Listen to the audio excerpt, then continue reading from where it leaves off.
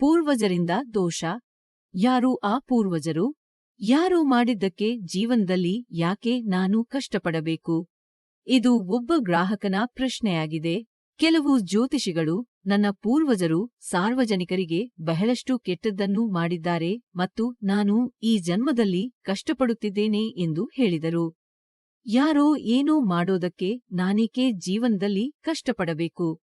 ನನ್ನ ಅಜ್ಜ ಮತ್ತು ಅವರ ಅಜ್ಜ ಏನಾದರೂ ಮಾಡಿದ್ದರಿಂದ ನಾನು ಜೀವನದಲ್ಲಿ ಏಕೆ ಕಷ್ಟಪಡಬೇಕು?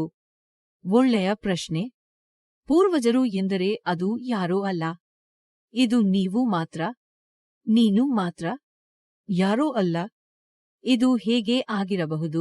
ನಿಮ್ಮ ಜಾತಕದಲ್ಲಿ ಲಗ್ನ ನೀವು 5ನೇ ಮನೆ ನಿಮ್ಮ ಮಗ ಮಾತ್ರವಲ್ಲ, ನಿಮ್ಮ ಅಜ್ಜನೂ ಕೂಡ. ಅಂದರೆ ನಿಮ್ಮ ತಂದೆಯ ಅಜ್ಜ ನೀವು. ನಿಮ್ಮ ತಂದೆಯ ಅಜ್ಜ ಏನು ಮಾಡಿದರೂ ಅವನು ನೀನಾಗಿ ಹುಟ್ಟಿ ಕರ್ಮವನ್ನು ಶೂನ್ಯಗೊಳಿಸುತ್ತಾನೆ. ಅದು ಯಾರೋ ಅಲ್ಲ, ಅದೆಲ್ಲ ನೀನೇ. ನೀವು ಮಾತ್ರ. ಯಾರೋ ಮಾಡಿ ಹೋಗಿದ್ದರಲ್ಲ, ನೀವು ಈಗ ಹೋರಾಟ ಮಾಡುತ್ತಿದ್ದೀರಿ.